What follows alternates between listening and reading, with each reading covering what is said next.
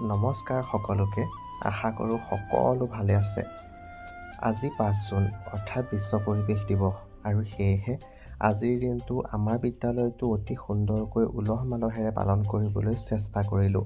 আৰু এয়া আমাৰ অতি মৰমৰ ছাত্ৰ বিজুৱে এটা ধুনীয়া গছপুলি আনি আমাৰ বিদ্যালয়ৰ সন্মুখত ৰুলেহি। অকল এয়াই নহয়, আমাৰ বিদ্যালয়ৰ সকলো ছাত্ৰ ছাত্ৰীয়ে বিভিন্ন ধৰণৰ গছপুলি আনি বিদ্যালয়খনৰ চৌপাশে ৰুবলৈ যত্ন কৰিলে।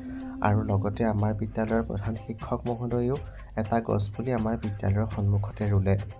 আৰু যিহেতু আমি সকলো কাৰ্যসূচী কৰাৰ পাছত এখনকৈ ফটো ওপৰ মহলালৈ পঠিয়াব লাগে, সেয়েহে ফটো এখন উঠিবলৈ যো-জা কৰিলোঁ। সকলো ছাত্ৰ ছাত্ৰীকে মাতি আনি এখন ফটো তুলিবলৈ যত্ন কৰিলোঁ। যিহেতু কেমেৰামেন ময়ে আছিলোঁ, সেয়েহে মই ফটোখনত নাই।